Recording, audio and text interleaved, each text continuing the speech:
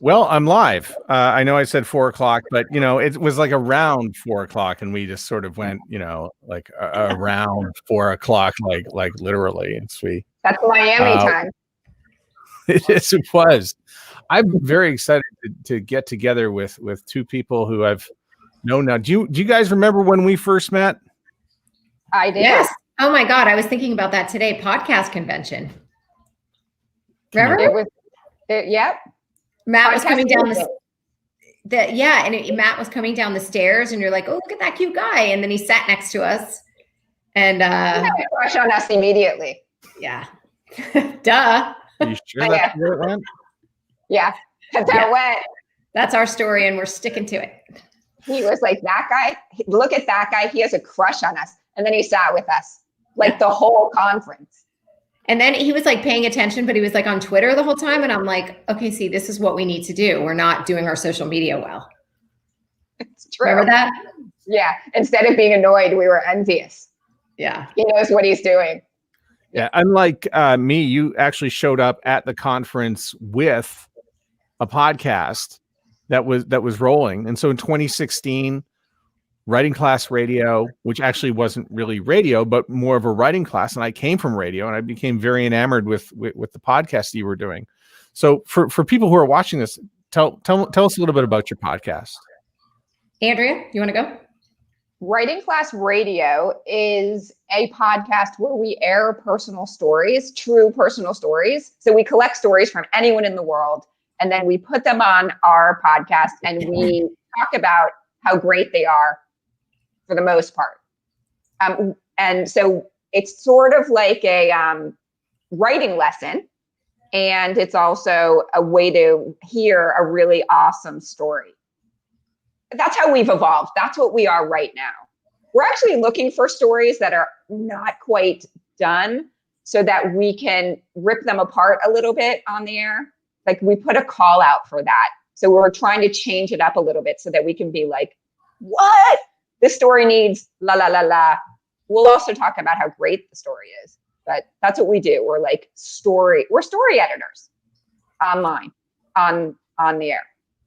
And as the story goes, because you start off a number of your podcast episodes with this, Andrea's the teacher and Allison, you were the student, and then you decided to do a podcast. So initially that's how it was going to be. And we sort of had it set up that it was going to be like a mix between like Seinfeld meets Girls. And we're going to follow people, and it was going to be kitschy, but it turned out that that's harder said than done. So we followed a couple things in that, but in the end, I think what made more sense is to really analyze a really good piece, and to show why we think it's really good and what we could even think maybe would make it better. Every editor has their own opinion. So we try to keep our opinions to ourselves, but that would make a really boring podcast. Yeah, I don't think we try that hard to keep our opinions to ourselves. But we did start off as student and teacher. But what's true about Writing Class Radio and our philosophy is that everyone is a student and everyone is a teacher. And so we very quickly, I don't know how many seasons we went with student teacher, but we very quickly sort of realized, no, we're both teachers and we're both students. And so now we're both hosts on the podcast. I thought you said hose. I was like, what? Well, that's true too. Whores as in send us money, jump on Patreon. / Writing Class Radio, but we're hosts and hoes. Yeah. And also we want to include everyone. You don't need to be an experienced writer who have been writing forever. You could be looking for like a group just to write with and to be inspired by and have people to bounce ideas off of. But you can also be a person who's really a beginner who just really wants to get in the game and start writing for whatever reason. Maybe they have no interest in publishing at all. Maybe they just want a community of writing peers. And that's what we do. So that's what we've really evolved into.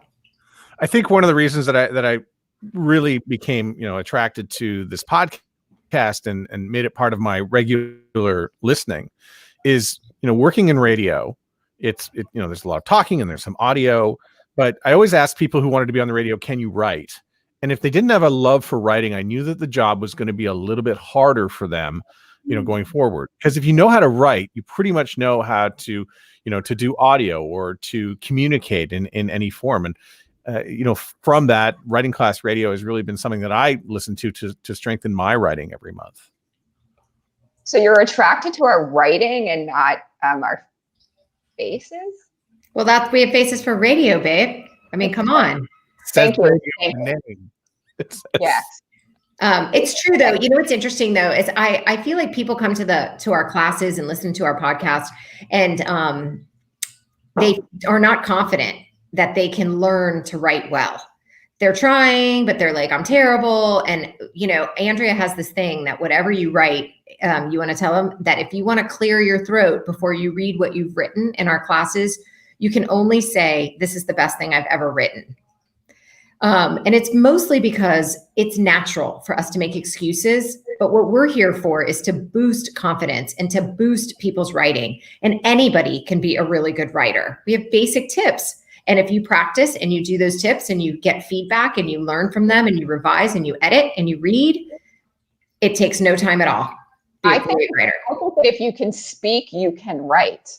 And so, and it is true that whenever we have, we do prompts in classes, and then we give each other the opportunity to read those prompt responses, like 15-minute free write kind of thing out loud. And everybody wants to oh my God, I'm so sorry. I suck. Ugh.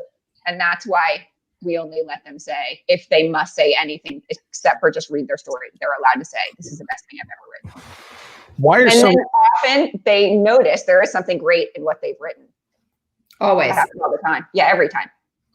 Why are so many people afraid of feedback? Because you mentioned that feedback, you just sort of said, oh, feedback, we'll give you feedback and we're always happy to share it. But so many people are afraid to seek it. I'd love to jump in here. It's like this ego thing, right? So I suffered from that, and I still sometimes suffer from that. But when I first got into class and Andrea we'd bring a story in and we'd get feedback from the class, I wouldn't talk to her for 3 days. And she'd be like, are we in a fight still? And it's just, I really couldn't handle it because I tried so hard. And what was happening is I felt like it wasn't good enough. And what I've learned is that everyone does have an opinion, and they're really only trying to help you make it better. So you can listen, you can take, instruction or their feedback, and you can then do whatever you want, right? So you can try to make it better, and that's the goal. So I think it's initially daunting, but in the end, if you can get through it and you can accept it, you'll be a better person. And I have an answer to that too. Go ahead. So there's 2 reasons why people kind of really fear feedback. And one is because here they are putting their art out, on the line, but their art is also their life in this case, because we're talking about true stories. So when it's time for feedback, we're asking people to expose what, their work, their creative work, and their life. I will tell you this though, I love feedback in the context of a class. Love it. Like if someone wants to spend 3 hours just on my story and rip it up sentence by sentence, I'm in. And I'm in that case because I love the attention. I know that the class is only there to help me. So I want that help. I want that feedback. It's different than feedback that I have that I might get from the public on a story that's done. That's a different kind of feedback. It's not safe. But the feedback within a class is. It's out of love. And we have to constantly remind each other that the feedback we're giving and the feedback you're getting is out of love. Great podcast. Great podcasts, by the way, have teams that work on them. And I was so impressed with the fact that you had a team with microphones, a producer, an associate producer. Tell me a little bit about how an entire podcast episode comes together for you. So sometimes we get a story in class from some of our students and we really just want to air it. So we help them edit it to get it on-air ready, spoken out loud, which sometimes is a little different than how it's read. So we help them get it ready. We add our 2 cents, and Andrea and I love to disagree because I'm like, let them leave that. And she's like, that's terrible. So between the two of us, we usually have 2 opinions that the person can be like, I like that. And we do try to. And then we cut it in post. Or she edits it in post. But anyway, so that's the start. And then, or we find something we love. So like sometimes we read things and we're like, oh my God, we got to get this woman or this man on our podcast. And so we ask them, hey, would you mind if we read their story? And another way is sometimes people submit. So we are open to submissions. And if it's something that's never been published before, we pay $100. And if it's something that has been previously published, then we pay $50. So that's fun for writers who have already been paid for something. Now they get to get paid again. And then tell them our guidelines are on our website. Submission guidelines are on our website. We're always open for submissions. Okay, go. Yeah, absolutely. And then we send them some recording instructions, and they just record on their phone and send it in to us. And then Andrea and I make an episode around it. We try to find some sort of writing tip or writing instruction that can be learned from a particular essay. So maybe the structure is amazing. Maybe they were full of great details. Maybe they grounded the reader at the top so well that you just were so drawn in. So there's a multitude of reasons why we love essays. So then after we get the recording, we kind of get a rough script together of things that we want to discuss. And then we record and we send everything to our audio producer, who puts it together with music. And we listen to it, make some edits. She does another round. We really try to get it done within like 2 or 3 rounds. And then we throw it up on the air. And I love it when the writing lesson is also a life lesson. So and I just look at that, like that behind me, that's all of our episodes. Like it's kind of like our past storyboard. And I just looked at it to just see what was, slow down in a moment. That's like a writing tip. But then Allison and I we'll talk about how hard it is to slow down in real life and how, we're failing at that. And we'll just riff on life. Why are you laughing? Because I said riff? Because we haven't done enough of that lately. I think we need to get back into the riffing. We've just been too busy or I don't know, intense. I think we need to get more joy and fun back into it. Yeah. It's like everybody's so politically correct right now. I'm just so afraid to insult anyone. So it's silencing me. What about writing in terms of therapy? Because I find that's a bit of an underlying tone in the podcast. And that's that you're writing and you say it right off the top. You're working out your shit when you're doing your writing. So talk about, writing in terms of a therapeutic release. Too bad you don't have a story to kind of let us therapize on, or give it would be cool if we could just use you as an example. Well, I've often thought about what I would write, and sometimes I look at the prompts and I go, I'm just not I got things to do. I just can't write just yet. And sometimes this is another thing I was going to ask you is that sometimes I start writing and then it's 5 hours later and it's only 500 words long. And I keep going back over and over it again, just because I feel there's probably another mistake in it. And I found another mistake. And then I found another mistake. Now it's Thursday and I'm still got the same piece and it's still 500 words. And I'm just picking on it. Now I'm just tired of it. And I won't even share it or, give it for feedback. Well, that's the exact story we're looking for right now. A story that you're having trouble with, that you can't finish. So I'm saying this to you, Matt, but I'm saying this to anyone who has a story out there that's I've been really trying. I'm working on this story forever and ever, and I can't get it done. And then that's a story we want you to send in to us so that we can workshop it. And workshopping does involve sort of a therapy. So therapy in 2 ways. It's so therapeutic to write your own story for yourself. Writing is therapy. And then workshopping in class is another round of therapy. Because once you write your issue on the page, it's there, it's on its own, it's sitting on the paper. And you can look at it from a new direction. And that's we did a whole episode on that was slightly different than how we used to do our episodes. So remember that, Andrea? We were all in my room, and what we did is we allowed the narrator to speak. And we ask the narrator questions. And when I'm like trying to help students or any people I'm coaching or anything, and Andrea and I do this on our own when we're trying to help each other with a story, is we start asking, well, what happened? Why did that happen? What do you think that, like, how did you feel then? And so you start stimulating the deeper moments that you're trying to write about, the deeper reason for the writing. And then the story develops in a different way. So then when people read it, they don't feel like it's this boring cocktail conversation. They feel like they're really getting insight. You're saying the things that you don't want to say.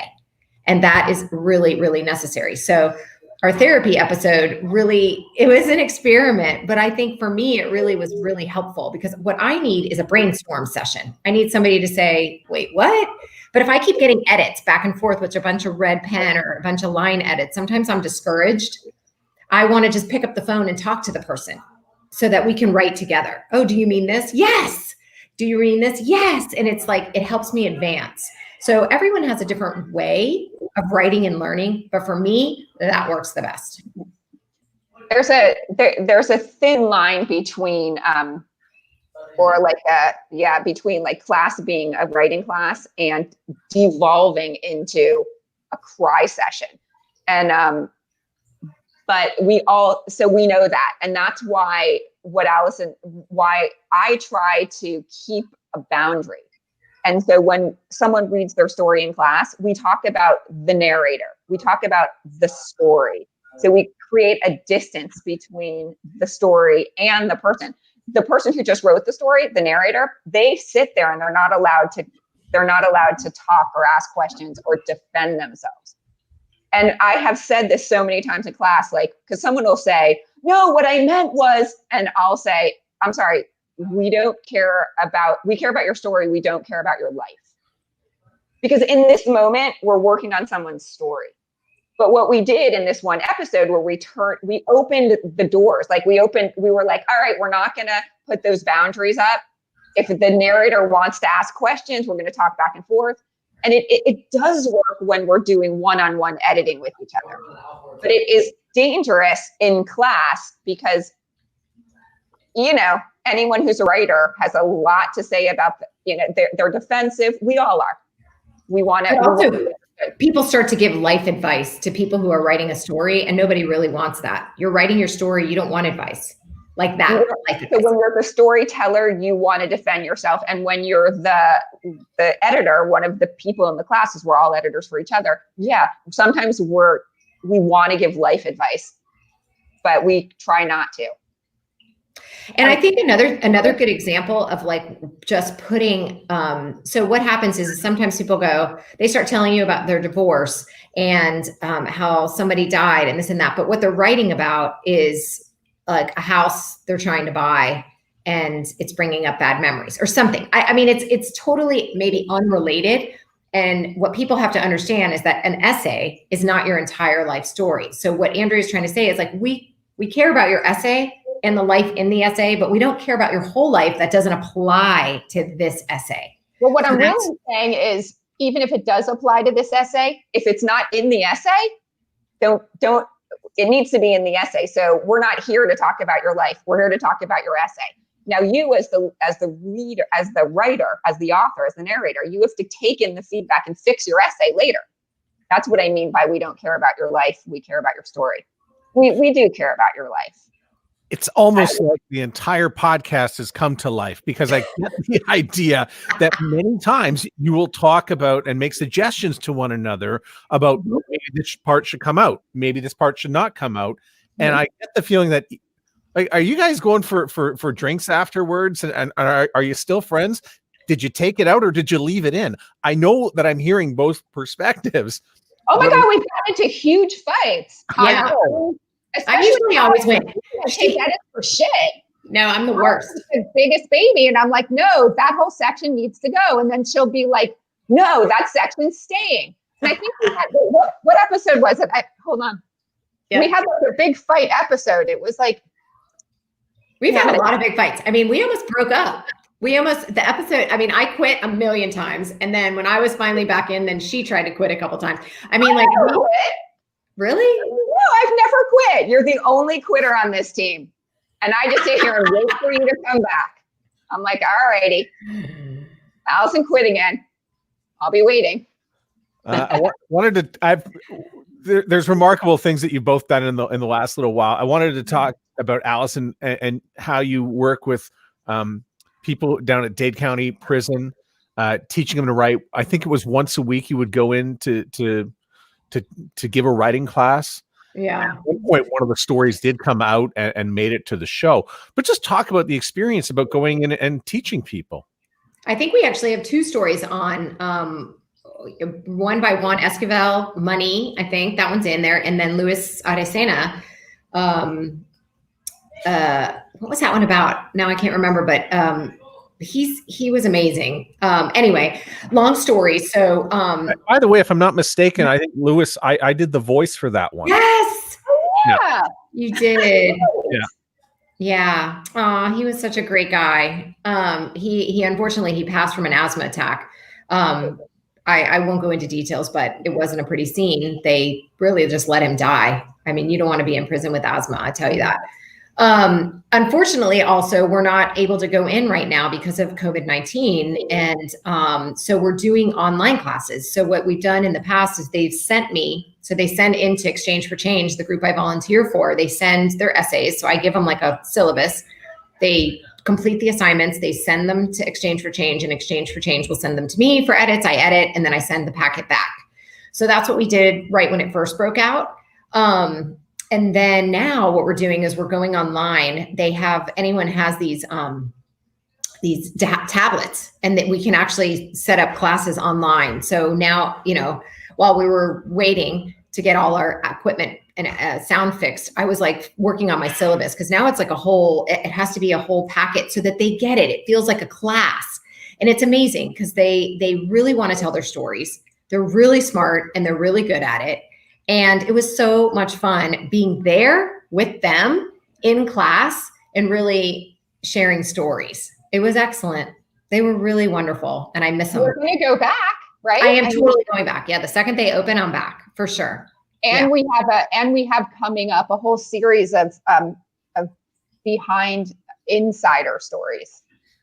Guys, been approved, all their stories. We have like, I don't know, two handfuls maybe of stories from the guys inside. And we're going to get those on the air I was hoping to get their voices, but that's probably not going to happen at this point. Andrea, you just spent a year in Spain doing what I just could only dream of doing. And that's, spending a year living in Madrid. Tell me about why you went to Madrid.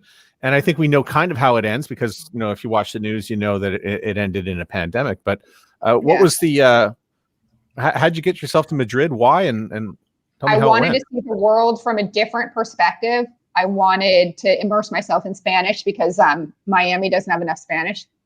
And it's actually, what was really surprising is that people in Madrid did not speak English.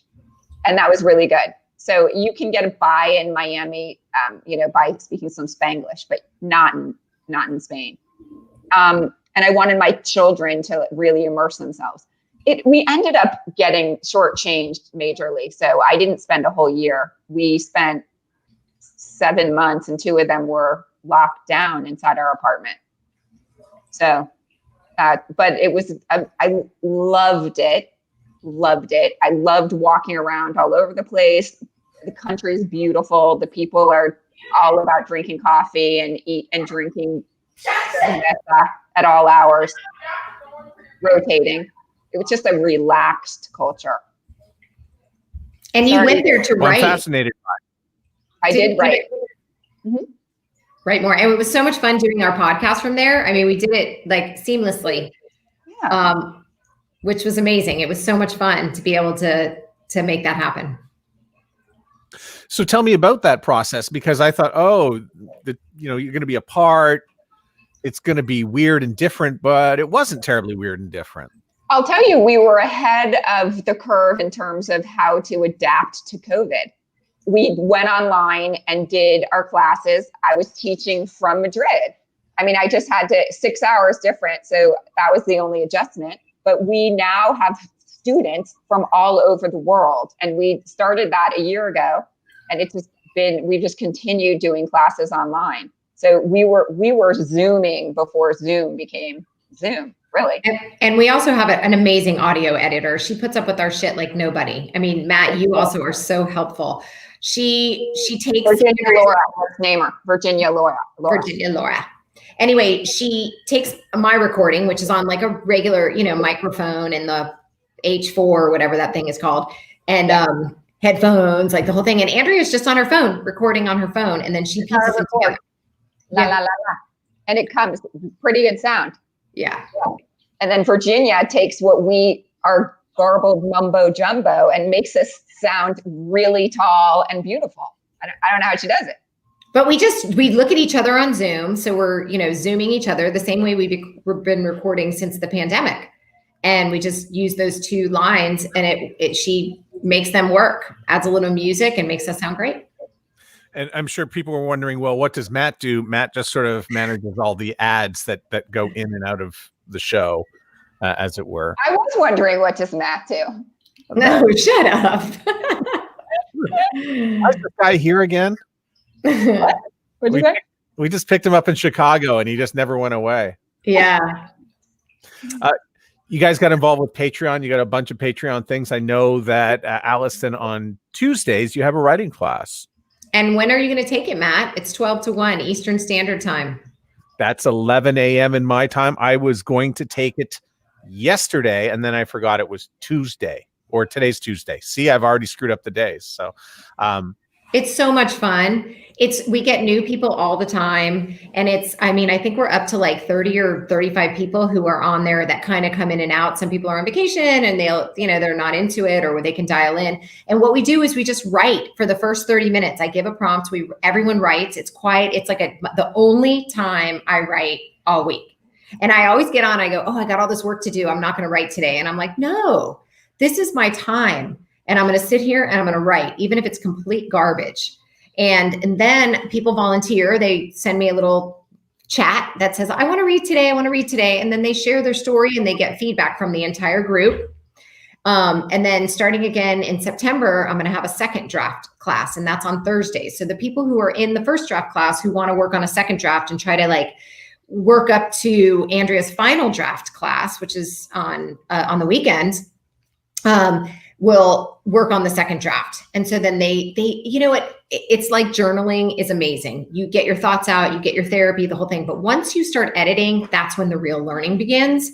So it's really important to write and to edit. Go back, ask yourself who, what, when, where. Am I filling in all these details? Like what, what is the story about? Like, if you're not asking yourself that, you're staying at a plateau. Like, you're plateauing. You have to get better by doing more. I think a lot of people know, if they are interested in it, it's at the bottom of the screen. I'm not very good. There we go. Patreon.com/writingclassradio. And I think I forgot the monetary donation, but you're involved and then can join with the Zoom, and then in you go with the writing. Is that correct? It's just $25 and you can join. A month. And then every Tuesday for an hour, you get the first draft writing class.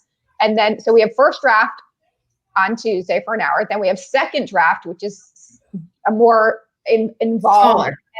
It's a smaller class. But it's a more involved edit. And then on the weekends, we have final draft, which is 10 people, and we edit hard. And it's a longer class. It's 2 hours. So wherever you are in your need for writing, we have it online. We also have online video classes that are just pre-recorded that are super fun because we made them, and we go through our tips, and I don't know. There's a lot on our website. Matt, what's wrong with Tuesday at 11 your time? There's nothing wrong with Tuesday at 11 my time. Today just happened to be a little bit busy. I say, that I want to do it. And then what happens is Tuesday comes and it whacks me in the face with something, All right. I'm going to add you to the list. And anybody out there, any of your people who want to try it for free for the first one, just to send us an email or a text or whatever. An email is good. info@writingclassradio.com. And we're happy to send them the link and they can try it out, see if they like it. And I mean, literally it boils down to like $6.50 a class if you sign up for $25. I mean, what, that's so cheap to meet people, a live class, a community. It's really amazing. I do love the fact that it's more than just a podcast. You're creating a community through the podcast. I think that's one of the lessons that I've learned along the way is that, if you release enough episodes on a consistent basis, the community will grow. I think you already had a community going because you were doing writing classes, and then you extended it with the podcast and with the other offerings you have. I think this is just fantastic stuff, and everybody needs to write. It's fun. Come write with us. I'll write with you. Sure. Okay, good. All right. I'm holding you to that. Well, I'll be there. Don't worry. I'll be there. It, like I said, it's there. We're going to work out our shit, right? So, thank you both for joining me. Is there anything I left out aside from all the necessary stuff about like subscribing to the podcast and? I'll say this hat that I never take off because my hair looks like a combination between Maude and Richard Simmons right now. Is our concoction. I made it when I first got cancer to help raise money for, I didn't have breast cancer. I had ovarian cancer, but this raises money. It goes to the Pink Wig Project, and you can get a hat for your herd. We sell them in a pack of 4 at $20 a piece. So $80, you get a pack of herd elephant camo hats for your entire herd. And so there's an elephant on it because yes. Elephants support each other. When a woman elephant is having a baby, the other women elephants surround that woman, and that's why there's an elephant on the hat. But you can go to our webpage, and under Camo Elephant hats, you can buy your own, and it helps. All the money, every last cent, goes to support cancer research. So that's it. Thanks a lot for joining me. Episodes come out. It's the first Wednesday of every month. I look forward to them. And there's writing classes and all sorts of things we can participate in. I love this community. Thank you, Matt. Thanks. Bye. Thank you. Bye.